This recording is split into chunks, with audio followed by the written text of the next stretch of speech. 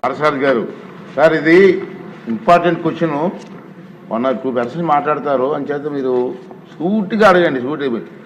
అలాగే ఎక్స్ప్లెయిన్ చేసుకుంటే అడుగు. ఎక్స్ప్లెయిన్ కాదు లేదు సార్, తక్కువ సమయంలో పూర్తి చేస్తాను అధ్యక్ష.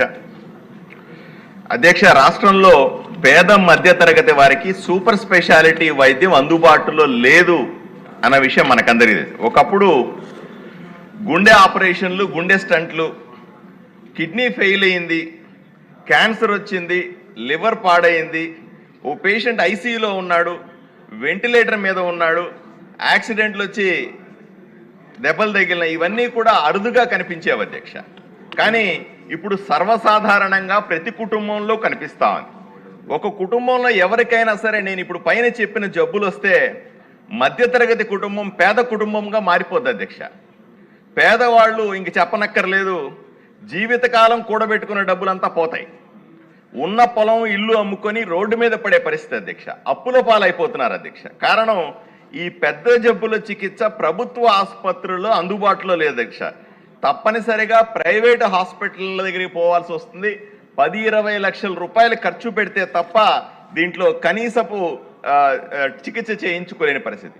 మంత్రి గారు చెప్తా ఉన్నారు, మెడికల్ కాలేజీల్లో గవర్నమెంట్ జనరల్ హాస్పిటల్లో ఈ వైద్యం కొంత అందుబాటులో ఉంది, మిగతా అంతా ప్రైవేట్లో అందుబాటులో ఉందంటున్నారు అధ్యక్ష. ఈ జబ్బులు ఏ స్థాయిలో ఉన్నాయో కూడా మనం అర్థం చేసుకోవాలి అధ్యక్ష. అరుదుగా వచ్చే జబ్బులు కాదు అధ్యక్ష. ఇప్పుడు గుండె జబ్బులు అన్నవి సుమారుగా 100 మందిలో 15 మందికి గుండె ఆపరేషన్ చేయాల్సిన అవసరమో, స్టంట్ వేయాల్సిన అవసరమో వస్తూ ఉంది. కిడ్నీ ఫెయిల్యూర్ అనేది ఈ మధ్య కాలంలో పెరిగి 100 మందిలో 10 మందికి కిడ్నీ ఫెయిల్ అయిపోతున్నాయి అధ్యక్ష.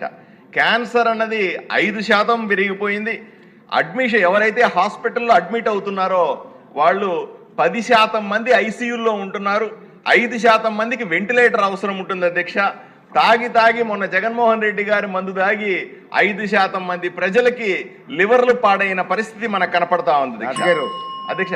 మినిస్టర్ గారు ఏం చేయాలి చెప్పండి సార్. అదే చెప్తున్నా అధ్యక్ష. ఆ మంత్రి గారిని నేను సూటిగా అడుగుతున్నా అధ్యక్ష. ఇప్పుడు చాలా మంది ఇప్పటికీ కూడా ప్రైవేట్ హాస్పిటల్కి వెళ్ళినప్పటికి కూడా నేరుగా వచ్చి మళ్ళీ ఈ సమస్యల వల్ల మన గవర్నమెంట్ హాస్పిటల్లో చనిపోతున్నది నిజం కాదా? ఒక గుండె స్టంటు, సర్జరీ అనేవి ఆరోగ్యశ్రీలో ఉన్నాయి అధ్యక్ష. ఇక ఏవి కూడా ఆరోగ్యశ్రీలో లేకపోవడం నిజం కాదా? ప్రజలు ఈ జబ్బులు వస్తే కార్పొరేట్ హాస్పిటల్స్లో వెళ్తారు. అంటే 10 సర్జరీల్లో 9 సర్జరీలు ప్రైవేట్ హాస్పిటల్లోనూ, ఏదో 1-2 సర్జరీలు మాత్రమే గవర్నమెంట్ హాస్పిటల్లో జరుగుతుంది నిజం కాదా? ఆరోగ్యశ్రీ అన్నది చాలా దారుణంగా ఉంది. ఇది